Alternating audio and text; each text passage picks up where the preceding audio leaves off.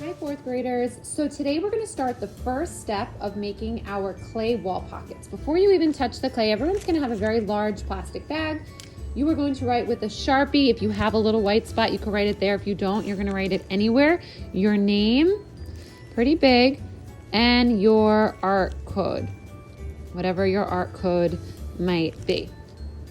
Then you're going to put the Sharpie back. I will collect those and we're just going to put this off to the side. You are going to get a big thing of clay and you are going to do what's called wedging the clay, which is kind of like kneading it to make sure that it's all kind of, all the bubbles are out and that it's kind of the same consistency. So the way you're going to do that is you're going to put your thumbs like this, kind of facing out, and you're going to kind of push into the table. And you're gonna keep doing that. You could even kind of turn it on all of its sides and kind of push. And you're gonna have to do that before it's going to be time to use the big rolling pin. So you don't wanna have any of those cracks. So you're just gonna kind of keep flipping it and then kind of push it down, lift it up, and then push your thumbs down like that. Once you've done that with the clay, it's a little bit flatter. You're gonna have a few options. We're just gonna be doing the first part, which is going to be the back part of your clay pocket. You're not gonna do the actual pocket yet. You're gonna have these sticks if you want, and you might wanna help work with a partner for this to help roll out your clay to kind of keep it in one spot. You're also gonna have these if you want your pocket to be a circle shape, or if you want it to be more of an oval shape, that you'll be able to just draw in. So I'm gonna start by putting this kind of in the middle, taking my rolling pin, and you're not just going to be rolling back and forth. You're actually pushing out, and then you might need to lift it up. And then you can go back and forth. If it sticks, you just kind of need to pick it up. So you're going to keep doing that. You don't want it to get too thin. You could even pick it up, flip it over, because you always want everything to be pretty consistent in how thick it is. And you can kind of push your body weight into it. And you're gonna keep going until it's probably the thickness of your finger. We don't want any thinner than that.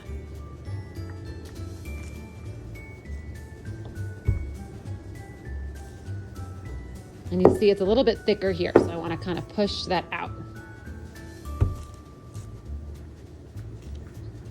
Just make sure you don't get too thin. Okay, so this is a good thickness. Now you're going to cut the main shape of that background. So if you wanted a circle, you would put this on top and trace it. If you wanted more of an oval, you would cut around it, trying to keep it kind of even. And we can even take this off for this step.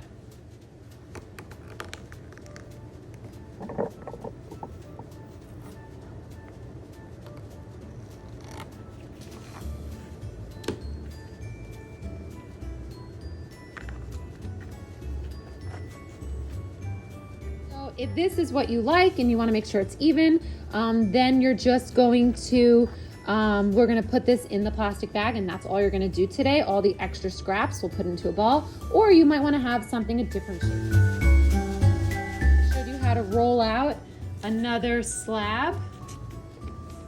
Now I'm going to take my circle, if that's the kind of pocket I want to make, and trace it. Now when you're using these tools, they're very sharp. So you never want to put your finger at the top, and whenever you're tracing, you want to make sure that your finger is never in the way of where you are cutting. So someone can help you hold something down while you cut around, but you have to be careful with these. And then you just peel off the extra clay. Next class, we can smooth out the edges with a little bit of water. And now I'm going to take this and I'm going to put it in my bag that has my name on it. Close it up, try to keep its shape. And then all of your extra clay, you're going to put in a ball.